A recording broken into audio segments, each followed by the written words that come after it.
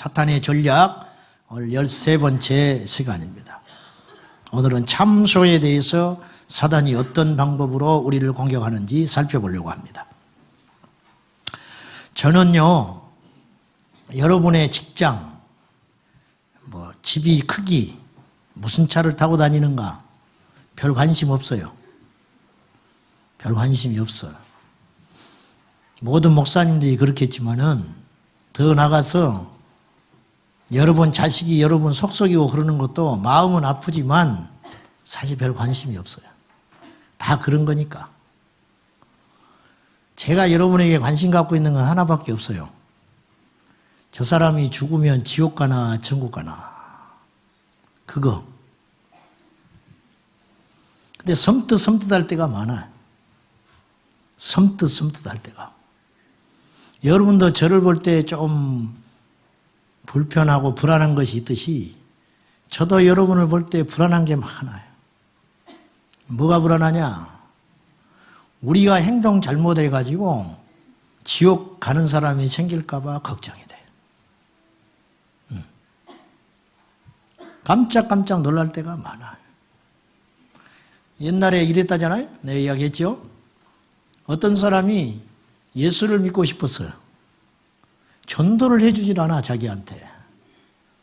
근데 자기 스스로 교회 가기에는 엄두가 안 나는 거예요. 교회라는 데가 생각보다 문턱이 높습니다. 저도 경험해봤지만은.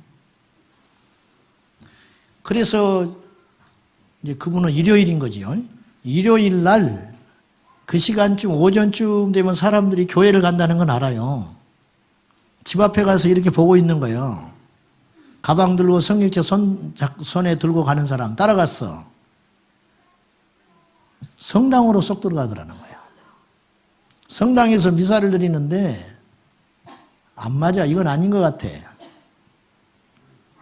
그 다음 주에는 또 그런 실수를 할까 봐 물어봤다는 거예요.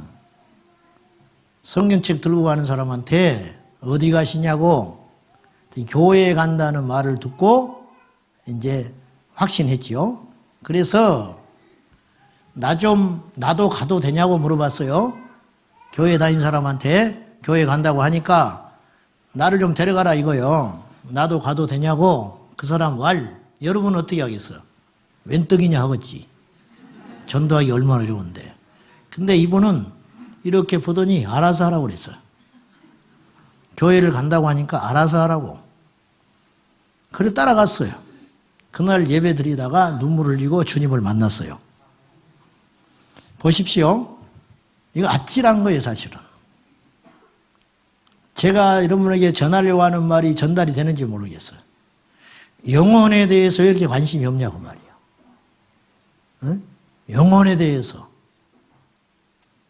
누가 처음에 교회를 왔어. 나는 교회를 부흥시키자는 게 아니에요. 내가 무슨 사건이 있어 하는 소리가 아니고 하나님이 제게 그런 마음을 주셔서 지금 나누는 거예요. 자, 누가 왔다. 본당이 어디입니까? 이런다, 예를 들어서. 그렇게 하지 마라. 여기는 병원도 아니고 물건 파는 백화점도 아니고 생명을 다루는 곳이에요. 생명을 다루는 곳. 그것과도 비교할 수 없는 것이라. 그것과도 비교할 수 없는 것.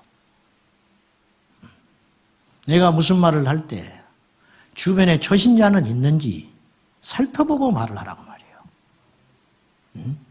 우리끼리 할 말이 있잖아. 솔직히. 에? 그래 안 그래? 장로님하고 나오고 해야 할 소리가 있잖아. 교회 예산. 재정부에서 할 소리잖아. 그런 것들을 참 조심하라고 말이야. 주님이 말하셨어요. 실족해 하는 일이 없을 수는 없다. 주님이 아셔. 우리 약함을 알거든요.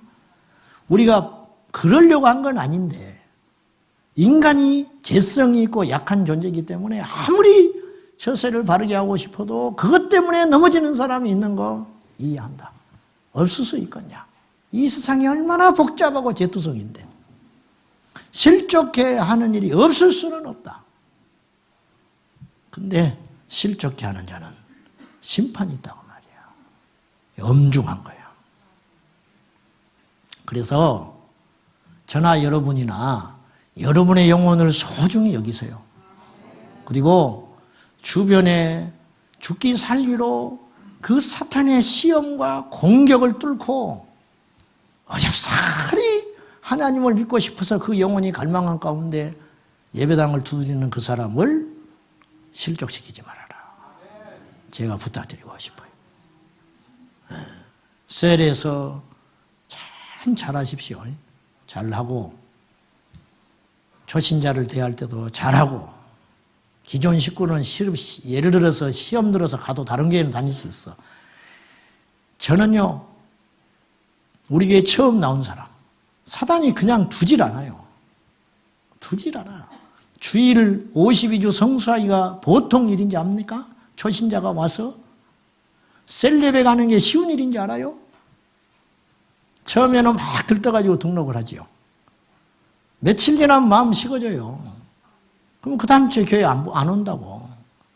그러면 전화하지요. 그럼 뭐 바빠서 안 왔어요. 바빠서 안 온 게 아니요. 그 사이에 사단에게 그 마음을 점령당한 거예요.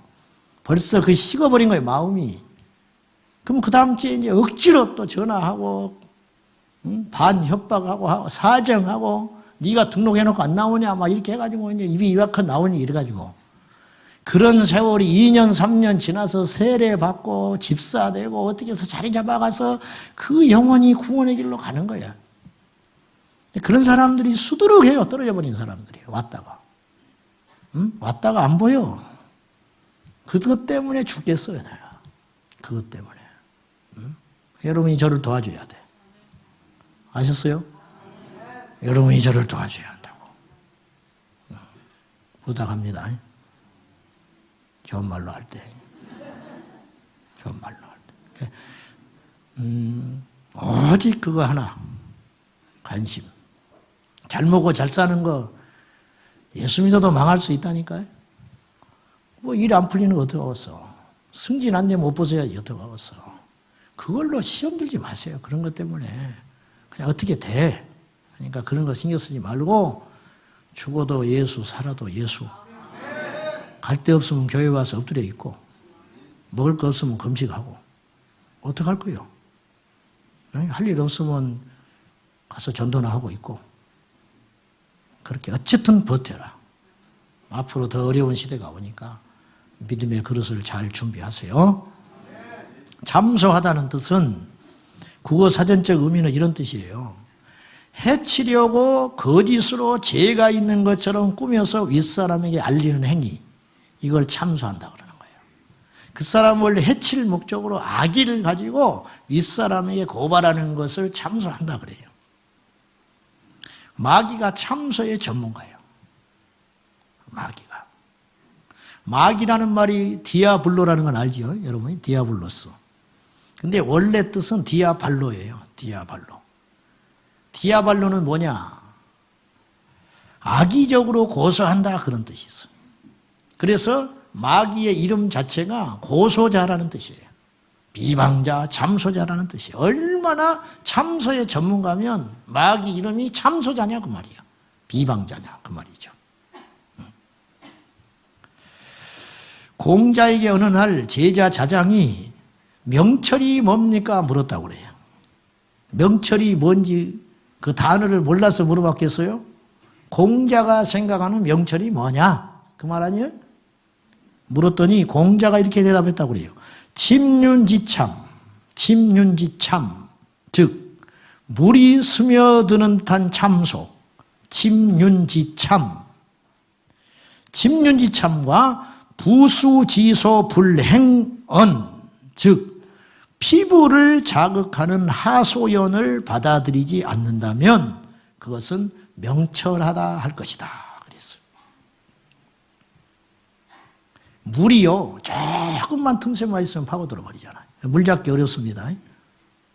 그런 참소, 피부를 자극하는 하소연, 그걸 들을 때 막 마음이 동하고 흥분하고 분노하고 그런 게 아니고 냉정하게 그걸 분별할 수 있는 지혜, 그것이 명철이다. 이렇게 이야기했다는 거예요. 하나님을 모르는 자도 이 정도의 비밀은 알고 있어야 돼요. 도를 통하니까, 공자가. 근데 우리는 그보다 더 쉽고 더 분명하게 알 수 있어요. 이 참소와 비방의 뒤에는 누가 있다? 마귀가 있다. 성경에 오늘 분명히 가르쳐주고 있어요. 보십시오. 9절 한번 볼까요? 큰 용이 내쫓기니 옛뱀의 이름이 뭐요? 마귀라고도 하고 사탄이라고도 하며 온 천하를 깨는 자라. 온 천하를 깨고 다녀. 무엇으로? 진리로 거짓말로. 혹은 진리 같은 거짓말로. 이따 또 설명할게요. 온 천하를 까불고 다닌다네. 꿰고 다니고 이간질 시키고 분리시키고 깨뜨리고 돌아다닌다. 그런데 그가 땅으로 내쫓겼는데 그의 수와 사자들도 함께 내쫓겼다. 이게 귀신이고 악령들이죠. 에베소서 2장에 말하는 공중 권세 잡은 자와 정사, 그 다음에 하늘에 있는 악의 영들, 이런 조직도 이것이 이야기하는 거예요. 10절 보면요. 내가 또 들으니 하늘에 큰 음성이 있어 이르되 이제 우리 하나님의 구원과 능력과 나라와 또 그의 그리스도의 권세가 나타났으니 우리 형제들을 뭐하던 자들? 그리스도인들을 참소하던 자들이 곧 마귀가 참소하던 자가 단수잖아요. 우리 하나님 앞에서 밤낮 참소하던 자가 쫓겨났다. 마귀가 하는 짓이 뭐냐? 밥 먹고 참소만 하고 앉아있다 이거예요. 죽이는 게 아니요. 참소는 죽이는 것보다 더 효과적이라는 걸 마귀는 알고 있다는 거예요. 죽이는 건 육을 죽여요. 참소는 영을 죽여버려. 그래서 참소의 능력을 아는 사람이에요. 그래서 마귀의 직업이 뭐라고요? 참소하는 자다. 그런 말이에요. 그러니까 참소하는 자는 뭐예요? 두루 참소하는 자는 뭐예요? 마귀에게 속한 자예요. 네, 마귀에게 속한 자. 자, 참소는 성령께서 주시는 내적 찔림의 변질이에요. 조금 말이 고상한 것 같은데 이런 뜻이에요. 우리가 비난을 받습니다. 저도 비난받고 여러분도 비난받을 수 있어. 비난받지. 잘못했으면 비난받아야지. 문제는 비난받을 때 이 비난이 하나님께로부터 온 책망인가 사탄에게서 온 참소인가를 구분할 수 있어야 한다는 거예요. 눈 떠야 됩니다. 여기. 이것 때문에 너무 많은 사람이 실족하고 있어요. 너무 많은 사람이 실족하고 있어. 여러분, 실족시키는 자가 화가 있다고 그랬죠? 근데요, 사실은 실족 당한 사람은 더 화가 있어. 왜 그런지 알아요? 실족시킨 사람은 그나마 기회가 있을지 몰라. 실족해버린 사람은 끝장나는 거예요. 무슨 말인지 알죠? 교회에 와서 내가 누구를 실족시켰다. 문제가 있고 거듭나지 못했고 하나님과의 관계가 문제가 생기니까 성숙하지 못하니까 이 사람이 그런 짓을 했겠죠. 근데 이 사람은 그래도 교회에 남아있는 한 회개할 수 있는 날이 올지 모른다는 거예요. 근데 실족 당해가지고 세상으로 가버린 사람은 방법이 없잖아요. 좀 말이 억지지만은 그래야 안 그래요? 예수님을 안 믿으면 누가 손해요? 자기가 손해지. 지옥에 가서 할 말은 많아. 이것 때문에 안 믿었고 이것 때문에 안 믿었고 뭐 정상 참작이 안 되는 거예요. 지상의 형무소는 그것에 따라 형이 크고 작고 하지만 지옥은 그런 것이 아니라는 거예요. 좋은 지옥이 어디가 있어요? 덜 뜨거운 지옥이 어디가 있냐고. 지옥이면 끝장인 거지. 지옥이지. 지옥의 변두리가 어디가 있냐고. 지옥이지. 안 그래요? 좀 뻔뻔한 이야기지만은 마귀는 그래서 우리 안에 비난이 올 때 이 비난은 두 가지라는 거예요. 성령의 책망이 있을 수 있어. 그잖아요? 내가 비난받을 때 그것이 아픈 마음을 가지고 하나님께 나갔는데 그것이 이 사람을 통해서 나를 돌아보게 하는 거예요. 그러면 성령의 책망이야. 근데 성령의 책망이 아니고 이 비난이 나를 실족시키고 영적인 침체로 끌고 간다면 그건 사탄이 한 일이라는 거예요. 사단의 참소에 걸려들어 자신을 정죄하고 있는 것은 굉장히 위험한 상태에 빠진 거예요. 예수님이 참소받았어요. 아시죠? 예수님이 얼마나 그것에 많이 시달리셨는지. 이 지상의 사역을 계실 때. 예수님이 재판을 받을 때 참소받았습니다. 거짓 증인들이 나타나서 증거자들이 나타나서 막 예수님을 고발했어요. 근데 거짓은 드러나요. 앞뒤가 안 맞아. 그러니까 재판이 안 돼버리는 거예요. 마태복음에 보면 그런 말이 나와요. 근데 두 증거자가 나왔는데 이 사람이 결정적인 증언을 해요. 성전을 사흘 만에 헐었다가 다시 짓겠다고 했어요. 이게 신성모독이라는 거예요. 하나님의 아들이라 했다는 거예요. 한 건 사실이죠. 그거 하나 꼬투리 잡아가지고 예수님을 신성모독죄로 십자가에 달려 죽인 거예요. 근데 우리 주님이 그 참소를 받을 때 침묵하십니다. 아무 말 안 하셨어요. 제가 말하려고 하는 요지는 뭐냐면 이것은 성령의 책망이 아니죠. 이건 뭐예요? 마귀의 참소짓이잖아요. 그것에 대하여 예수님은 분별하여 침묵으로 일관하시며 승리하시고 십자가를 지셨다는 거예요. 이게 중요하다는 거죠. 우리가 그분처럼 될 수는 거의 불가능하지요. 그분의 인격을 어떻게 우리가 따라가겠어? 그분의 능력 정도는 흉내낼지 몰라. 그분이 귀신 쫓아서 우리도 귀신 쫓고. 그것도 한계가 있겠지만, 그러나 그분의 그 신성과 인성, 그 인격성을 어떻게 우리가 따라가냐고. 근데 그분이 승리하신 것 같이 우리도 승리하도록 성령께서 우리 안에 지금 내주하신 성령께서 말씀하고 있다는 거죠. 자, 첫째, 우리에게 참소가 들려올 때, 여러분 이거는요, 뭐 요즘에 여러분의 영적 상태 그런 정도가 아니고 평생 좀 유념해서 들어야 돼요. 미국에 가서 신앙생활하든 일본에 가서 신앙생활하든 죽기 전까지 천국문에 갈 때까지 마귀는 쉬지 않고 떠들면서 참소를 해야 될 테니까 이 사탄의 참소의 불화살을 우리가 막아내는 일종의 원리라고 여러분이 들으셔야 돼요. 이게 완전한 지식은 아니지만은, 자, 우리에게 참소가 들려올 때 이 참소가 어디에서 근원한 것인지를 우리는 분별할 수 있어야 돼요. 이해되시면 아멘 한번 하세요. 첫째, 이 참소는 우리에게 자신의 범죄를 깨닫게 하기 위해서 비난이 올 수 있다고 그랬어요. 아까 제가. 근데 그것도 해결할 방법이 있어요.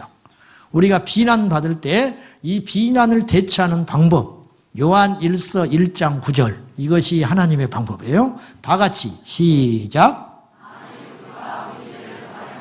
그는 미쁘시고 의로우사 우리 죄를 사하시며 우리를 모든 불의에서 깨끗하게 하실 것이요. 우리가 완전체가 아니기 때문에 죄를 합리화하지 않은 게 아니고 죄를 지으라는 뜻이 아니고 노력하고 애쓰고 최선을 다해서 죄와 피 흘리기까지 싸워야 되지만 우리가 1000번, 10,000번 싸우다가 넘어질 수 있잖아요. 넘어질 때가 있잖아요. 안 돼. 그것도 안 되지만 넘어졌다 칩시다. 우리가 다 약하니까. 넘어졌을 때 우리 안에 정죄감과 비난과 참소의 불화살이 밀려 들어올 때 우리는 그 상태를 가지고 여호와의 십자가 앞으로 가야 된다는 거예요. 그리고 이 말씀을 붙들어야 돼요. 만일 우리가 우리 죄를 자백하면 그는 미쁘시고 의로우사 우리 죄를 사하시며 우리의 모든 과거와 어둠과 죄악의 과거의 모든 불의에서 우리를 깨끗게 하실 것이다. 베드로가 엄청난 참소를 받았지 않았겠어요? 예수 반자다. 예수를 3번이나 물어보고 부인한 자. 바울, 예수 그리스도를 믿는 자들을 고발하여 차명에 간 사람도 한둘이 아닐 거라고. 그런 사람도 숱하게 있을 거예요. 이것에 대한 참소를 수없이 받았음에도 불구하고 그의 13개의 서신서에 보면 그 내용들에 대하여 괴로워하는 장면이 없어요. 내가 과거에 이러이러한 잘못을 했는데 그게 뻔뻔한 게 아니에요. 로마서 8장에 그리스도 예수 안에 있는 자에게는 결코 정죄함이 없다. 오히려 그것으로 인하여 자신을 해방시켜버리는 거예요. 뻔뻔한 자가 아니에요. 바울이 얼마나 양심적이고 인격적인 사람인데 얼마나 반듯한 사람인데 그것이 문제가 인격적인 접근이 아니고 영적으로 생명적 접근으로 해볼 때 사탄의 그 역사와 불화살, 참소의 정죄함을 분별해내는 예리한 능력과 칼이 바울의 손에 쥐어져 있었다는 거예요. 이거 엄청난 능력이죠. 사실 엄청난 능력. 사람은 용서하지 않아도 주님은 용서하실 때가 있어요. 무슨 말인지 아시죠? 사람은 이걸 용서를 못해, 이 행위에 대하여. 근데 주님은 용서하실 때가 있어. 거꾸로 사람은 다 용서했지만 주님은 이 죄를 용서하지 못할 때가 있어. 성령 해방죄. 그렇잖아. 성령 해방죄를 법정에 세울 수 있습니까? 성령 해방죄를 세상 사회에서 도태시킬 수 있습니까? 죄인지도 몰라 세상 사람들은. 그러나 성령 해방죄는 큰 죄인 거예요. 불순종이 무슨 죄예요? 그럴 수 있는 것이지. 똑똑한 척 하는 것이지. 권력자에게 순종하라고 바보 천지냐? 그러나 하나님 앞에는 그건 불의한 거라는 거예요. 그렇잖아요. 하나님이 용서하지 않는 죄가 있다. 사람은 용서했으나 거꾸로 사람은 정죄 화살을 계속 쏘아야 되지만 우리 주님은 우리 미쁘시고 의로우사 우리의 입으로 고백하면 우리의 죄를 없이 해 주신다고 말이에요. 이것이 복음의 능력이죠. 마귀는 하나님의 자녀들을 심판하거나 고소할 어떤 권리도 갖고 있지 않다는 걸 아셔야 돼요. 다시 마귀는 하나님의 자녀, 다른 누가 따라오라고 그랬나? 너무 흥분해가지고 마귀는 하나님의 자녀들을 심판하거나 고소할 어떤 권리도 부여받지 못했다. 모든 힘은 주님으로부터 오는 거예요. 모든 권한은 주님께로부터 오는 거예요. 그래서 주님이 주시지 않으면 권세를 행할 수 없는 거예요. 근데 죄에 대하여 판결을 내리시도록 하나님으로부터 허락받으신 분은 유일한 분이 계시는데 성령 하나님이세요. 요한복음 16장 8절에 시작. 그가 와서 죄에 대하여 의에 대하여 심판에 대하여 세상을 책망하시리라. 죄에 대하여 책망하실 분은 성령밖에 없어요. 이것이 의롭지 않다 책망하실 분은 분별하실 분은 성령님밖에 없는 거예요. 심판에 대하여 말씀하실 분은 성령밖에 없다는 거예요. 그러니까 죄에 대하여 참사하고 비난의 정죄의 화살을 쏘아야 되는 것은 성령님이 하시는 일이 아니고 마귀가 하는 일이라는 마귀. 성령의 역사는 우리를 회개하게 이르러요. 회개. 사단이 쏘는 정죄는 우리를 절망케 만들고 낙심하게 만들어서 하나님으로부터 멀어지게 하는 거예요. 이것은 의외로 간단한 것이죠. 여러분이 지금 어떤 죄에 휘말려 가지고 여러분 속에 정죄감이 밀려오는데 그 정죄가 하나님께로 이끌어가게 하고 겸손하게 만들고 여러분을 기도하게 만들고 여러분을 돌아보게 만들어서 하나님께로 엎드리는 능력이 있다면 그건 성령이 하시는 책망이지만 그걸로 인하여 여러분이 하나님과 더 멀어지게 되고 숨게 만드는 것은 죄의 크기를 떠나서 그것은 사탄이 하는 일이라는 거예요. 이 분별 있기를 축복합니다. 두 번째로 우리들이 악령들의 참소 즉 고소를 받아들일 때 마귀는 점점 우리를 나쁜 상황으로 몰고 들어가요. 사탄의 그 참소와 어떤 고소에 우리가 반응을 하기 시작하면 사단은 우리를 다음 단계로 끌고 간다는 거예요. 사탄의 궁극적 목적은 우리를 하나님과 결별시켜서 자 사탄이 하는 일은 두 가지라고 내가 크게 이야기했어요. 하나, 믿지 않는 자는 하나님께 나오지 못하게 한다. 하나님께 나와 이미 하나님께 속한 자는 하나님으로부터 멀어져서 세상으로 다시 데려간다. 결국은 지옥 가게 하게 하는 것인데 사탄은 이 두 가지에 대하여 자기의 사활을 다 걸었어요. 이걸 위해서는 돈도 줘요. 이걸 위해서는 권세도 줘요. 예수님께 십자가를 지려는 주님 앞에 이 땅의 권세를 다 준다고 하잖아요. 그러면 자기는 뭐 하려고? 사단이 바보같지요? 그렇지 않아요. 사단은 영물로서 우리의 지혜보다 훨씬 출중한 지혜를 갖고 있어요. 우리가 사탄을 대적할 수 있는 유일한 근거는 예수 그리스도의 능력 때문에 그러는 거예요. 우리의 천연적인 능력은 도저히 상대가 안 되는 존재예요. 단지 우리가 이렇게 담대한 이유, 단지 우리가 이렇게 사단의 권세를 함부로 대적하고 승리를 노래 부를 수 있는 유일한 근거는 주님의 승리 때문에 그러는 거예요. 주님의 승리. 그렇죠? 사단은 첫째로 성도들 자신이 죄를 범했다고 생각하며 믿게 만들어요. 이제 죄를 범했다고 생각하고 믿게 만든다. 그것은 실제 죄일 수도 있고 아닐 수도 있어. 무슨 말인지 아시겠죠? 실제 죄를 짓든 안 짓든 그건 중요한 게 아니에요. 사탄의 첫 번째 목표는 이 사람으로 하여금 죄를 범했다고 스스로 믿게 만들어 정죄감의 함정에 빠지게 하는 것이 사탄의 첫 번째 이제 전략이죠. 두 번째 단계는 그 다음에 마귀는 성도들로 하여금 자신의 그 범죄함으로 인하여 다른 사람들로 하여금 비난받게 만들어요. 그래서 범죄자로 조장해 가는 거죠.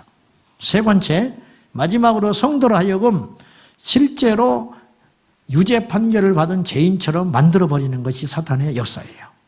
자, 이것은 우리 성도들이 실제로 죄를 범했는가 안 했는가보다 더 중요한 문제가 있는데 문제의 본질은 이제 사라지게 되고 우리가 그 정죄감과 그것에 허우적거리기 시작하면서 영적으로 탈진하게 되고 하나님과의 관계 속에서 멀어져 버리게 된다는 거예요.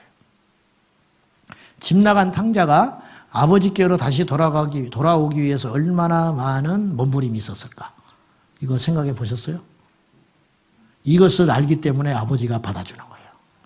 그가 지은 죄보다 돌아오기 위해서 몸부림친 그 흔적, 그 피 맺힌 그 몸부림을 아버지는 아시기 때문에 그 아들을 기꺼이 받아주신 거예요.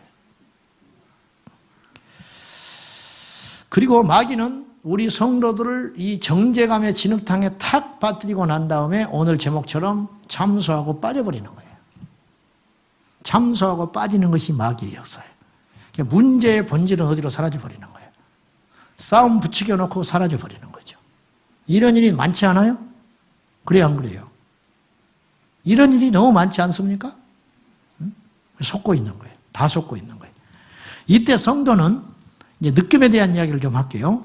성도는 저나 여러분이나 우리 안에 들어온 느낌이라는 게 있어요. 이 느낌은 낭망이 때로 오고요. 낭망, 그렇죠? 낭망, 슬픔, 패배감, 자책. 그리고 반대로 우리 안에 용기가 생기기도 해요. 감사도 생기고. 이건 느낌이에요, 다. 실제로 어떤 현상이 아니라 그래서 똑같은 상황이지만 느낌은 달라요. 예를 들면 어떤 분한테 전화를 했어요. 전화를 안 받아. 그건 우리 안에 느낌이라는 게 와요. 사탄은 그 느낌을 통로로 해서 우리에게 들어와요. 그럼 어떤 느낌이 오느냐? 전화를 안 받네? 어제 어쩐지 얼굴이 안 좋더라. 요거죠, 느낌.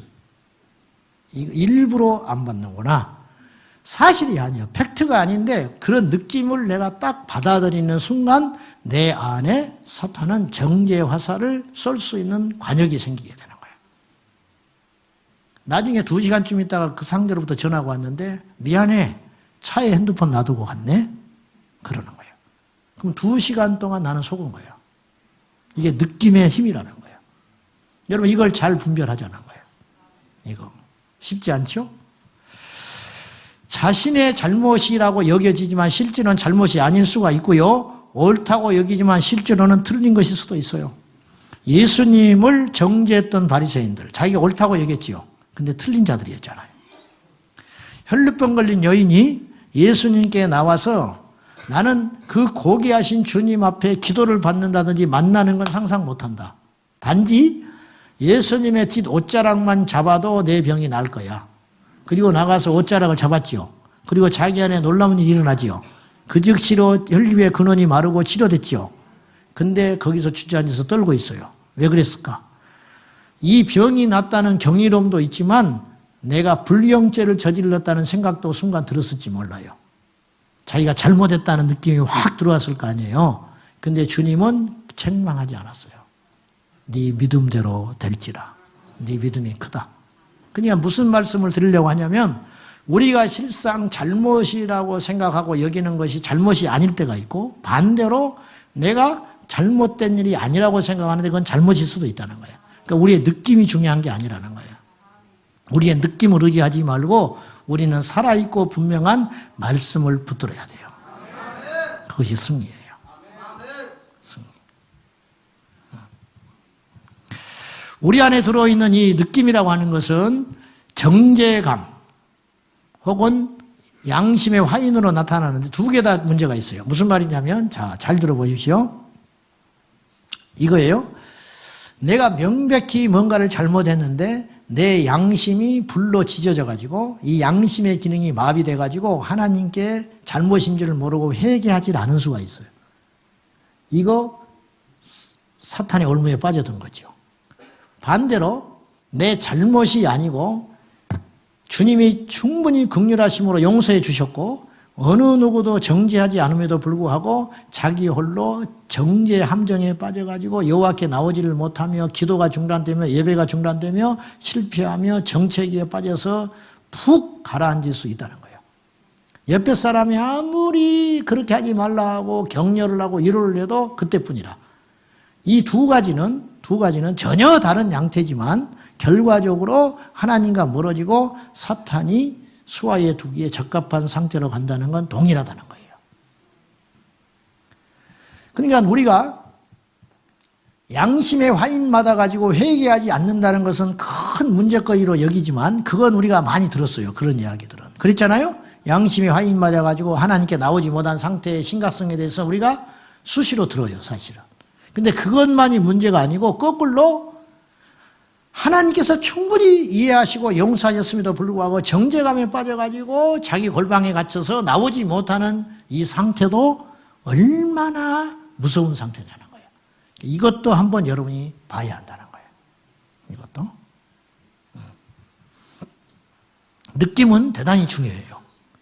느낌은 두 가지가 있는데 육체의 느낌과 영적인 느낌이 있어요. 육체의 느낌은 차다, 뜨겁다, 부드럽다 이런 느낌이죠. 육체의 느낌 별로 중요한 게 아니에요. 이건 짐승적인 것이기 때문에. 마귀는 아까도 제가 말했다시피 느낌을 사용하여 우리를 지배하려고 한다 그랬어요. 옳고 그름의 자각 능력 대신에 느낌들이 우선되게 하면 영적으로 해롭습니다. 중요한 이야기 다시 우리가 느낌의 지배를 받기 시작하면 우리는 믿음 생활하는데 많은 걸림돌이 생겨요. 알겠지요? 기질이 그래. 저 사람 예수 안에서 기질도 고쳐지는 거예요. 기질을 못 바꾸는 능력이 어디가 있어요? 주님의 능력이. 나는 원래 그래. A형이라.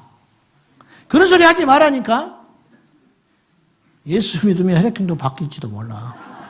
정말로 혈액형이 그렇게 확신이 있다면 그렇지 않아요. 원래 나는 성질이 더러워서 그 더러운 성질을 못 고치는 하나님의 능력이 어디가 있어요? 고치세요. 더러운 줄 알모? 나는 급해가지고 나 저런 거 못 봐. 그게 자랑인지 아셔? 아직 내가 예수 안에서 안 죽었다고 스스로 동네방네 이야기하고 다니는 것이지. 안 그래? 목사님 난 다른 건 몰라도 저런 건 못 봅니다. 나 저꼴을 못 봐요. 나 말리지 마세요. 안 말려. 알아서 해. 그리고 그 대가는 고스란히 치르라고. 그러면 되겠어요? 아니죠. 복음의 능력이 뭔데? 십자가의 능력이 무엇인데 과연? 아니라. 우리가 그런 잘못된 믿음을 갖고 있어요. 안 변한다는 거야? 못 고친다는 거야? 아니죠. 죄인을 구원하시고 거듭나게 하셔서 천국으로 들여보내시는 분이 그거 하나를 못 고치겠어? 안 되는 것이죠. 옳고 그름의 지각 능력 대신에 마귀는 느낌들이 우선되게 만든다는 거예요. 이런 현상들은 미숙한 신자에게서 더욱 도드라지게 나타나요. 히브리서 5장 14절 자 읽어봐요. 시작. 단단한 음식은 장성한 자의 것이니 그들은 지각을 사용함으로 연단을 받아 선악을 분별하는 자들이니라. 장성한 자는 느낌에 따라 가지 아니하고 지각을 사용하여 선악을 분별한다. 선악을 분별하기 위해서는 느낌을 초월해야 돼요. 느낌에 빠져들면 선악이 분별되질 않아. 좋고 나쁘고가 되는 거죠. 그죠? 그냥 좋대. 근데 그것이 나쁜 거예요. 그럼 어떻게 할 거예요? 지각의 능력이 떨어지는 거죠. 말씀에 의해서 단단한 음식을 먹어가지고 의의 말씀을 경험해가지고 말씀에 근거해보니까 이건 안 되는 거야. 그렇게 처방을 내릴 수 있어야 되는데 그냥 나한테 기분 좋게 하니까 좋은 거야. 근데 같이 어깨동무하고 지옥 가는 거야. 응? 그건 왜 그러냐? 장성한 자의 몫이 아직 도달하지를 못했다는 거예요. 아직은. 연약한 어린아이적 신앙인들은 자신의 느낌을 지각 능력보다 월등히 생각해가지고 선악을 분별하지 못하게 돼요. 마귀는 이루 말할 수 없는 다양한 느낌들을 오늘 우리에게 지금도 주고 있습니다. 그리고 수 없는 거짓된 생각들과 느낌들을 심어주고 있어요. 반대로 오직 우리 주님은 우리에게 단 하나의 느낌만을 주세요. 빌립보서 4장 7절 시작. 그리하면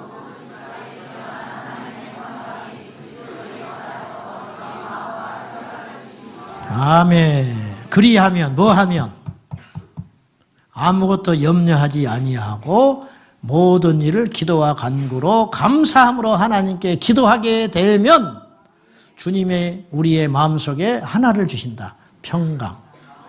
그리고 그 평강으로 우리의 마음과 생각을 지켜가기 시작한다는 거예요. 어떤 사람과 대화를 했는데 내 안에 있는 평강을 상실했다. 그럼 그 사람 만나지 마세요. 그 자는 참소하는 자니까. 그 자는 나에게 마귀의 느낌을 심어주는 자니까. 우리가 사람을 차별할 필요는 없지만 지혜롭게 구분할 필요가 있다니까. 여러분, 내 옆에 앉아있는 사람도 중요해요. 예배 때. 옆에 사람이 정신없이 핸드폰만 보고 있어. 내 은혜 절반 날아가 버리는 거예요. 앞에 앉는 거하고 뒤에 앉는 것도 달라요. 무슨 말인지 알죠? 내 옆에 있는 사람이 다리만 꼬고 앉았어도 내가 은혜가 반감이 되는 거예요. 영적인 것은 그렇게 예민한 것이에요. 근데 내 영혼을 다 드러내놓고 이야기를 했는데 낙심이 왔다. 절망이 왔다. 그거는 안 되는 소리라는 거예요. 여러분의 영혼을 지켜낼 수 있어야지. 영혼을 위해서는 이기적이어야 돼. 아멘? 영혼을 위해서는 이기적이어야 한다고. 영혼을 위해서는. 다른 건 다 양보해도 좋아. 내 눈을 빼줘도 돼. 자식을 위해서. 근데 영적인 원칙은 내가 죽어서 자식을 천국 못 보내는 거예요. 이게 원리라. 누구도 나를 대신할 자가 없어. 이 영혼은. 그러니까 악한 자와 어깨동무하면 안 된다는 거예요. 그 믿지 않는 자와 멍에도 매지 마라. 믿지 않는 자와. 그래서 우리 청년들한테 동정심에 결혼해주면 안 된다는 거예요. 사랑에 빠져가지고 목사님 믿는 사람이 믿는 사람만 결혼하면 이 세상 언제 복음화 됩니까? 내가 저 사람을 결혼해가지고 저 가족을 변화시킨다는 거야. 그건 네 희망사항이야. 네 희망사항이야. 안 되는 거예요. 자, 결론 어떻게 싸울 것이냐. 첫째, 거짓말장애인 사단에 대한 승리. 마귀는 거짓말장애예요. 요한복음 8장 44절 너희는 시작. 너희는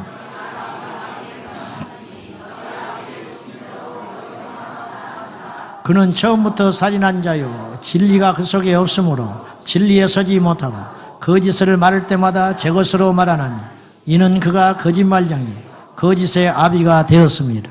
마귀는 거짓의 아비, 거짓의 원조. 거짓말을 말할 때 흔히 사람은 다른 영에 사로잡혀서 거짓말한다 이거예요. 근데 마귀는 그렇지 않다는 거예요. 마귀는 거짓의 원조, 거짓의 이 덩어리이기 때문에 자기가 거짓을 말할 때 남의 힘을 빌려서 거짓말하는 게 아니고 제 것으로 거짓말한다는 거예요. 오늘 말씀은 그렇게 이야기하고 있어요.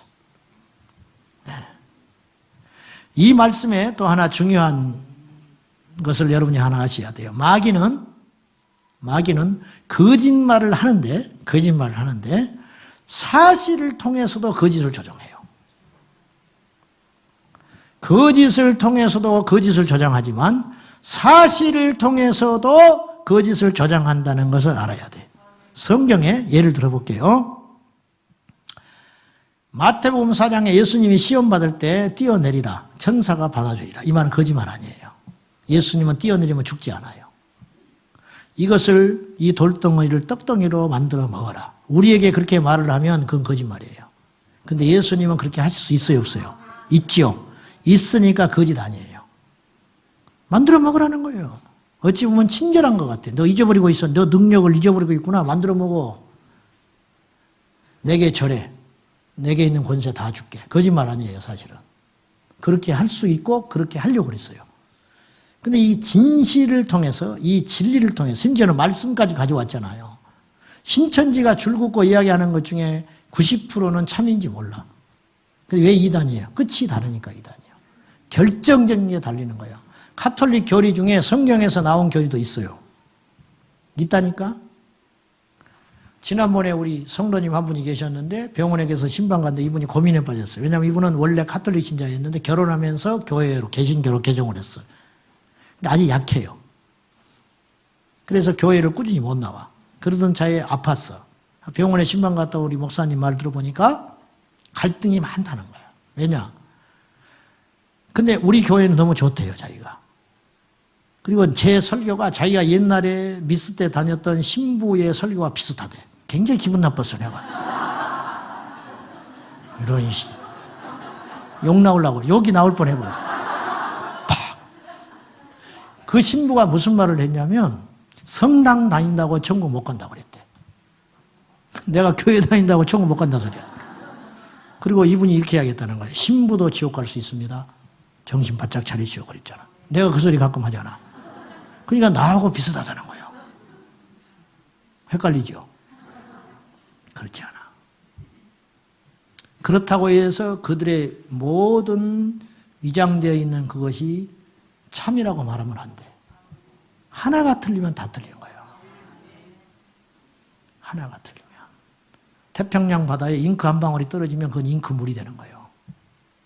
한 방울만 떨어지면 잉크물이요. 무슨 말인지 알죠? 그거야. 그래서 마귀는 사실을 이야기해서 궁극적으로 뭘 이루려고 하냐면 거짓을 이루는 거예요. 거짓을 이뤄요. 우리는 되게 의로워가지고 사실이냐 가짜에 관심이 많아요.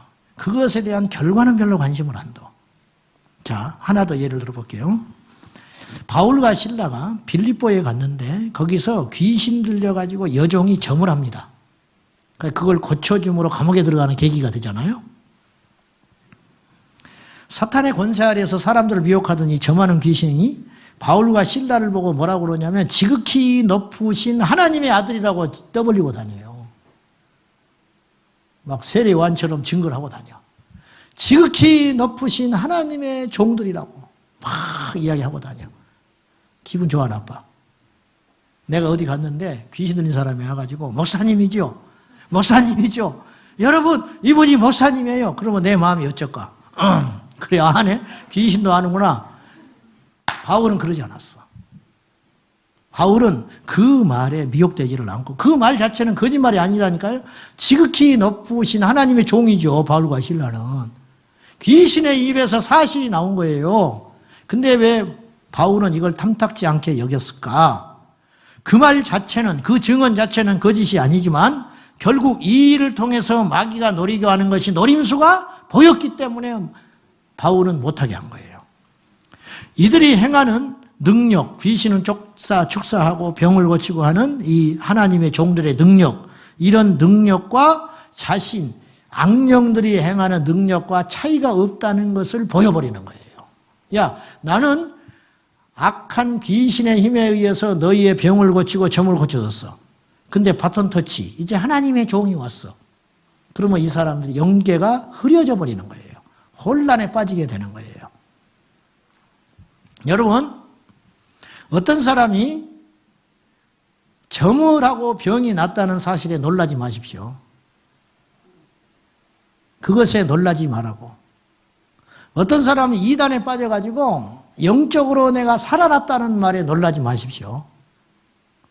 그 말 자체는 사실일지 모르나 결국은 거짓의 아비에 미혹됐기 때문에.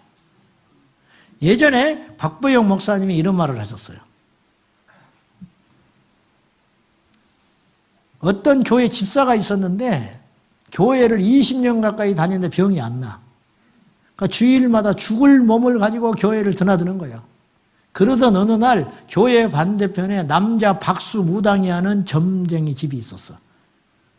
주일날 아침에 성경책을 끼고 이 집사가 그날도 몸이 아파 죽겠는데 교회를 가고 있는데 하나님 고쳐주기를 위해서 기도원도 가고 안수 받아보고 별거 다 했는데 안 나요. 근데 이 점장이가 밖에 나와서 이렇게 있다가 남자 박수가 백날 다녀도 안 돼. 나한테 와 그랬어. 이렇게 뒤짐지고. 교회를 가다가 점장이한테 갔어. 그날 놔버렸어. 그리고 꼬봉이 됐어. 내린 곳을 받고. 교회가 시험이 돼요, 안 돼요? 교회를 20년 다니는데 병이 왔는데 점장한테 가더니 하루 만에 안수받고 나와버렸어. 있을 수 있는 일이에요? 우리가 이런 일을 만날 때 조금 말은 표현 안 하지만 혼란에 빠집니다. 여러분 이 시간 이후로 혼란에 빠지지 마십시오. 그것이 사탄이 하는 일입니다. 병난 거 사실입니다. 좋아진 거 사실입니다. 그러나 궁극적으로 사탄은 그를 거짓의 아비로서 지배하고 그의 영혼을 거짓의 길로 데리고 다닐 거예요. 이해되시죠?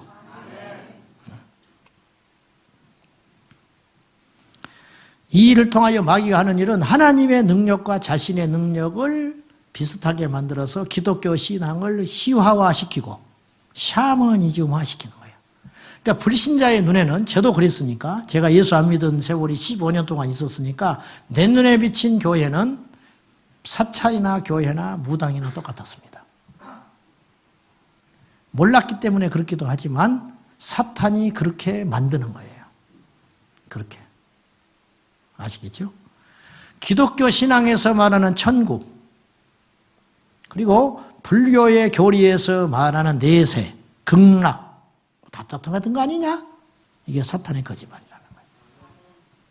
사탄의 거짓말. 이단에서 말하는 구원의 교리, 성경에 있잖아. 그것이 그거지 뭐. 속지 마라. 마귀는 말씀을 통하여 거짓을 조장하고 거짓의 원조이기 때문에 어찌됐든 최종 종착역이 거짓이에요. 이 올무에 빠져들어서는 안 된다. 마지막 종착역은 파괴예요. 마지막 종착역은 지옥이에요. 이 분별함을 가지고 우리가 큰 틀에서 볼 수 있어야 한다. 이것이 사실이다. 이게 아니다. 그것에 따지지 말고 이 사건을 통하여 사단이 마지막 궁극적으로 우리에게 타격을 주려고 하는 것이 무엇인가? 이 참소를 통하여 우리를 넘어뜨리려고 하는 최종 목적이 무엇인가? 그것을 알아야 한다는 거예요. 그래서 우리는 어떻게 해야 되냐면 진리로서 거짓을 이겨내야 됩니다. 진리로서 거짓을 이겨야 돼요. 마귀는 하루 종일 끊임없이 우리에게 거짓말을 쏟아부어요. 생각, 느낌, 상황, 환경, 하나님에 대하여 마귀에 대해 기도할 때도 마귀는 우리에게 끊임없이 거짓을 조장하고 심지어는 환상도 거짓으로 조장을 해. 광명의 천사로 자신을 가장한다 그랬잖아. 나 봤다 이거예요. 봤다. 근데 그대로부터 기도가 안 돼버리네. 에? 내가 봤는데 그대로부터 기도가 안 돼. 내가 봤는데 누구한테 예언 기도를 받았는데 그대로부터 기도줄이 끊어져 버리는 거예요. 그때부터 예배 시간에 잠만 와. 응? 어떻게 된 거냐는 거예요. 신령한 걸 내가 봤는데 성경 공부를 했는데 이상해. 내 마음이 냉랭해져. 틀린 거예요. 안 해야 돼. 어디 수련회를 갔다 왔는데 어디 집회를 갔다 왔는데 유명하다는데 갔다 왔는데 내 마음이 붕붕 떠버리는 거예요. 집에 들어가기가 싫어. 잘못된 거예요. 이게 거짓이에요. 거짓. 마지막으로 방해꾼인 사탄에 대한 승리를 하기 위해서 자 보세요. 데살로니가 전서 2장 18절 시작.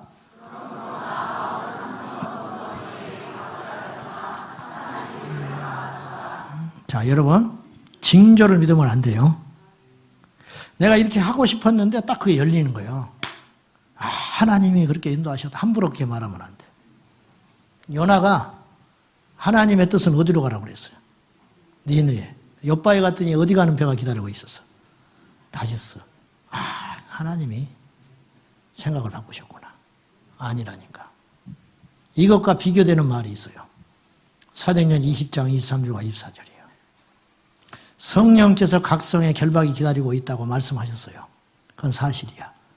그러나 하나님의 본심을 바울은 읽었어. 그러나 나의 달려갈 길과 주 예수께 받은 사명, 하나님의 은혜의 복음을 증거하는 일을 마치려 하면 나의 생명을 조금도 귀한 것으로 여기지 않는다. 성령이 가르쳤어. 네 앞길에 환난과 결박이 기다리고 있다. 근데 그것을 보여준 건 사실이에요. 성령께로부터 왔어. 근데 이걸 보여준 건 뭐냐면 나보고 가지 말라고 하신 게 아니라 그럼에도 불구하고 가기를 원한다는 것까지 알아버렸다는 거예요. 바울이. 놀랍잖아요. 이 분별까지 갔다는 거예요. 이 분별까지. 그러니까 여러분 어떤 현상이 일어날 때 그 작은 현상에 창념하면 안 돼요. 이걸 통해서 사탄의 계획을 알아야 돼. 이걸 통해서 사탄의 스케줄을 알아야 한다. 그리고 성령이 하시는 일도 알아야 돼요. 데살로니가전서 2장 18절 말씀은 바울이 한 번, 두 번 데살로니가 교회에 가려고 했는데 사탄이 우리를 막았다. 가지 못하게 한 것이 바울은 확신을 해요. 사탄이 막았다고 확증을 하는 거예요. 네? 자, 근데 어떤 길이 막혀질 때 사탄이 막을 수도 있고 성령께서 막으실 수도 있어요. 똑같이 막았는데 데살로니가 교회에 가지 못하게 막은 건 사탄이었고 사도행전 16장 6절에 성령이 시작 성령이 아시아에서 말씀을 전하지 못하게 하시거늘 여기까지. 아시아에서 말씀을 전하지 못하게 하는 것은 마귀가 아니고 누구였다? 성령이 그렇게 하셨다. 이게 분별을 딱 해냈다는 거예요. 그래서 아시아에 안 가는 거예요. 만약에 사탄이 아시아에서 복음을 못 전하게 막는 것이었다는 걸 알았다면 바울은 더 아시아로 가야 했어요. 근데 이것은 성령께서 막으신 일이기 때문에 자신의 계획은 아시아에 가는 거였어요. 근데 두 말 없이 돌아섭니다. 유럽으로. 이 분별이 부럽지 않아요? 이 분별이 놀랍지 않아요? 우리가 이 계시와 이 분별을 이 아직 악하고 패역한 마지막 시대에 받아내야 된다는 거예요. 우리 성도들이 이것이 있어야 한다는 거예요. 교회를 수시면 다니고 뭐 은혜 체험하고 방언을 하고 뭐 불 받았다는 해도 퍽퍽퍽 쓰러지는 이유는 저도 장담 못해. 이것이 안 되는 거예요. 이것이 분별에 대한 능력. 선교지에서 지원이 중단됐어요. 예를 들면 이것이 사탄이 막은 것인가? 성령께서 이 일을 통하여 나에게 뭔가를 계시하고 있는 것인가? 이거 알아야 된다는 거예요. 똑같은 사건이지만 어떤 사람이 주거지를 옮겨서 교회를 떠나게 될 때 이것이 사탄이 나에게 영적으로 성장하게 하려니까 이렇게 자꾸만 어려움을 주는 것인지 성령께서 여기서 이제 할 일이 마쳤으니까 또 다른 차원으로 인도를 하시는 건지 이건 다른 문제라는 거예요. 이해되지요? 무슨 말인지.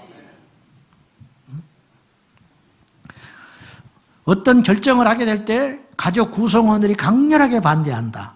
그때도 이제 곰곰이 하나님께 나와서 이걸 물어야 되는 거예요. 이들의 입술에 사단이 참소를 하여 나의 이 축복의 길을 막고 있는 것인지 이들을 통하여 성령께서 나를 막으시는 것인지 이제 이런 지혜들이 필요하겠습니다. 결론, 큰 맥락에서 사탄의 참소는 사탄의 거짓말의 영역에서 다루어지는 것으로서 순전한 믿음과 간절한 기도 그리고 지혜로운 판단으로 사탄의 조롱에 빠지지 않아야 하겠습니다. 사랑하는 여러분, 우리 영혼이 천국에 가는 그날까지 안착하여 천국문을 들어가는 그날까지 이 사탄의 계계와 참소는 끊어지지 않는 줄 알고 우리가 정신을 차리고 분별하여 이 비방자의 정죄감에 빠지지 말고 진리를 알지니 진리가 너희를 자유케 하리라. 누구도 정죄하지 아니하니 오직 나를 판단하실 분은 성령 하나님밖에 없느니라. 마귀의 정죄에 빠지지 말고 이 밤에 기도로 승리하시고 돌파하시고 무거운 짐을 털어버리고 이미 일어난 걸 어떡하겠어? 원래 내가 그런 놈이었던 걸 어떡하겠어? 이제부터 중요하다. 나 원래 말 실수가 많은 놈이었던 걸 어떡하겠어? 이제부터 재봉틀로 박아버리자. 이게 주님이 하신 일이다. 이전 것은 지나갔으니 보라 새 것이 되었도다. 옛 정리를 기억지 아니하시고 새 일을 행하시는 하나님. 할렐루야. 누구를 전도해 왔어, 교회에다가. 근데 그 사람이 교회에 피해를 입히고 떠나버렸어요. 그러면 전도해 온 사람이 정죄감에 빠집니다. 목사님 죄송해요. 내가 그런 인간을 전도해 와가지고 잘못한 거 하나도 없어요. 전도해 온 사람이 잘못한 게 하나도 없다고. 그가 마귀의 올무에 빠진 것이지. 그러니까 이런 것들이죠. 그러니까 이런 쓸데없는 정죄에 빠지지 말고 저나 여러분이나 예수 안에서 승리하시기를 축복합니다. 할렐루야. 자, 기도해요. 살아계신 하나님 아버지, 마귀는 참소자입니다. 참소 전문가입니다. 거짓말장이입니다. 이 사단의 참소에 허우적거리느라고 귀한 시간 허비하고 기도가 막히고 영적으로 침체에 빠지지 않도록 도와주셔서 주님이 주시는 참된 평안과 소망과 능력으로 단단히 무장하여 승리하게 하여 주시옵소서. 이 밤에 정죄에 빠져있는 모든 자들이 성령 안에서 자유케 되게 하시고 모든 지난날에 올무에 빠져서 앞으로 나가지 못하는 모든 자들이 예수 안에서 자유케 하여 주시옵소서. 참소자 악한 마귀야 떠나갈지어다. 몸된 교회에서 떠나가며 가정에서 떠나며 우리 셀에서 떠나가며 인민족에게서 떠나갈지어다. 비방하는 영은 떠나갈지어다. 참소하는 영은 떠나갈지어다. 주님 승리케 하여 주시옵소서. 예수님의 이름으로 기도하옵나이다. 아멘. 찬송합시다.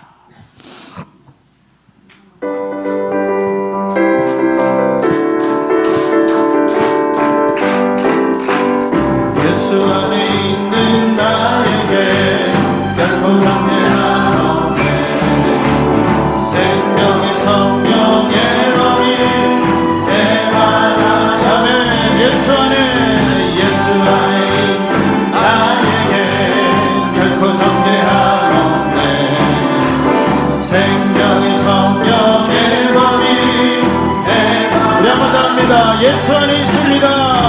안에 있는 나에게 결코 존재함 없네. 생명의 성령의 법이 내 마음에 예수 안에 있는 나에게 결코 존재함 생명의 성령의 법이 해방하였네. 예수 예수 오직 예수 예수 선포합니다. 죄와 사망에서 나를 구원했네. 죄와 사망에서 우리 한 번 더 예수 안에 있습니다. 예수 안에 있는 나에게 예수 안에 있는 나에게 결코 정죄함 정죄 영은 떠나갈지어다. 생명의 성령의 법이 참소의 영도 떠나갈지어다. 예수 안에 있는 나에게 결코 정죄함 없네. 생명의 성령의 법이 해방 선포합니다. 느낌을 믿지 말고 말씀을 예수 오직 예수 오직 예수 죄와 사망에서 나를 구원했네. 죄와 사망에서 나를 구원했네. 선포합니다. 아멘. 해방되었네. 죄와 사망의 법에서 해방되었네. 죄와 사망의 법에서 해방되었네. 죄와 사망의 법에서 해방되었네. 죄와 사망의 법에서 예수 안에 있는 나에게 결코 정죄함 생명의 성령의 법이 해방하였네. 예수 안에 있는 나에게 결코 정죄함 없네. 생명의 성령의 법이 해방하였네. 할렐루야. 예수 오직 예수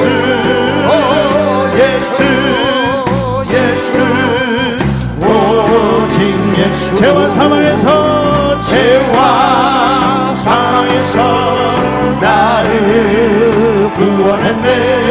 죄와 사망에서 나를 우리 믿음으로 선포합니다. 주 예수 이름으로 해방되었네. 죄와 사망의 법에서 해방되었네. 죄와 사망의 법에서 해방되었네. 죄와 사망의 법에서 해방되었네. 죄와 사망의 법에서 해방되었네. 죄와 사망의 법에서 해방되었네. 죄와 사망의 법에서 예쁘게 순례의 행함은 주의 팔이 나를 함이요. 내가 주의 근복을 받는 참된 믿음은 주의 영이 함께하리라. 성령의 대신에 할렐루야 함께하시네. 적은 길 걸으며 밤낮 기뻐하는 것 주의 영이 함께하리라. 내가 매일 기쁘게 순례의 행함은 주의 팔이 나를 함이요. 내가 주의 근복을 받는 참된 믿음은 주의 영이 함께하리라. 할렐루야. 성령의 대신에 할렐루야 함께하시네. 적은 길 걸으며 밤낮 기뻐하는 것 주의 영이 함께하니 주님의 받아서 저리 죄에 빠져서 평안함이 없을 때 예수 십자가의 문고 힘입어 그 발날에 엎드려 참된 평화 얻음은 주의 영이 함께하니라 할렐루야. 성령의 계시네 할렐루야 함께 하시네 좁은 길 걸으며 만나 기뻐하는 것 주의 영 우리 이제 나갑니다. 성령에 빠져서 전에 죄에 빠져서 평안함이 없을 때 예수 십자가의 몸을 힘입어 그만 아래 엎드려 참된 평화 얻으면 주의 영이 함께하니 성령의 계시네 할렐루야 함께 하시네 좁은 길 걸으며 밤낮 기뻐하는 것 주의 영이 함께하니 나와 동행하시고 모든 염려하시니 나는 숲의 새와 같이 기쁘다 내가 기쁜 마음으로 주의 뜻을 행하며 주의 영이 함께하니라 성령의 계시네 할렐루야 함께 하시네 좁은 길 걸으며 밤낮 기뻐하는 것 주의 영이 함께하시니라 성령의 계시네 할렐루야 함께 하시네 좁은 길 걸으며 밤낮 기뻐하는 것 주의 영이 함께하니라 세상 모든 욕망과 나의 모든 정욕은 십자가의 이곳에 나갔네 어두운 밤이 지나고 무거운 짐 벗으니 주의 영이 함께하니 성령의 계시네 할렐루야 함께하시네 좁은 길 걸으며 밤낮 기뻐하는 것 주의 영이 함께하니 성령이 계시네 할렐루야 함께하시네 좁은 길 걸으며 밤낮 기뻐하는 것 주의 영이 함께하니 성령이 계십니다. 성령이 계시네 할렐루야 함께하시네 좁은 길 걸으며 밤낮 기뻐하는 것 주의 영이 주님의 두손 높이 들고 믿음의 고백으로 성령이 계시네. 이 밤에 자유케 되기를 원하십니까? 정죄에서 해방되기를 원하십니까? 일어나서 기도합시다. 주여 내 영혼을 자유케 하소서. 과거에 있는 모든 정죄함에서 해방되기를 원하시는 분들 믿음으로 일어나서 기도하기 원합니다. 성령이 계십니다. 성령의 계시네 할렐루야 할렐루야 함께 하시네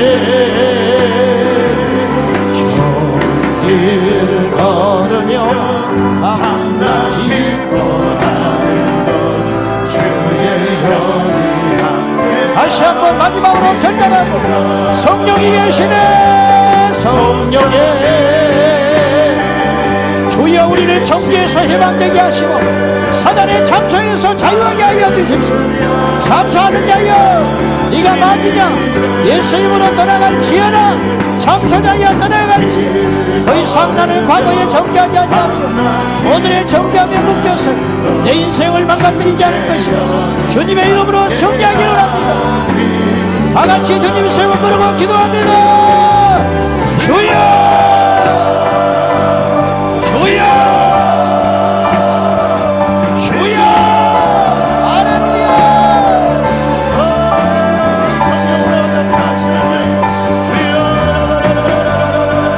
너의 정죄함이 어디 있느냐 너의 장소가 어디 있느냐 악한 마귀로 떠나갈지어다 모든 장소의 영혼 공동체에서 떠나갈지어다 수군거리는 영혼 떠나가고 장소의 영혼 떠나가고 이방의 영이 떠나가고 조롱의 영이 떠나갈지어다 나사렛 예수 이름으로 진리와 거룩의 영으로만 충만하리라 진리와 거룩의 영과 사랑과 진실함으로 온유함과 인내함으로 없는 교회를 보호하여 주시고 예수의 피로 충만하게 하소서. 우리 각 세들마다 각 성도들마다 가정가정마다 영혼마다 모든 정죄를 따라간다. 주님의 보혈로 정케하소서. 주의 보혈로 깨끗하게 하시옵소서.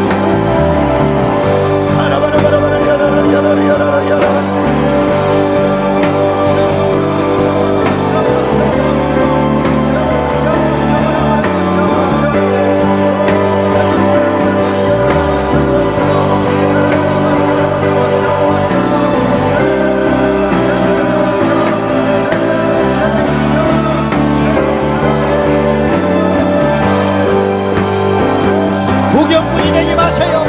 구경꾼이 되지 말고 판단하는 자가 되지 말고 정죄하는 자가 되지 말고 비방하는 자가 되지 말고 주님 안에 회개하며 영적으로 새로 태어나게 하소서. 영적으로 새로 태어나게 주님을 만나야 하리라. 내가 만나야 내가 주님을 만나야 살리라. 주님의 이 밤에 주를 다시 만나주시오. 주님 나를 다시 만나주시옵소서. 주여 나를 다시 만나주소서. 기도가 회복이 되며 예배가 회복이 되며 관계가 회복이 되며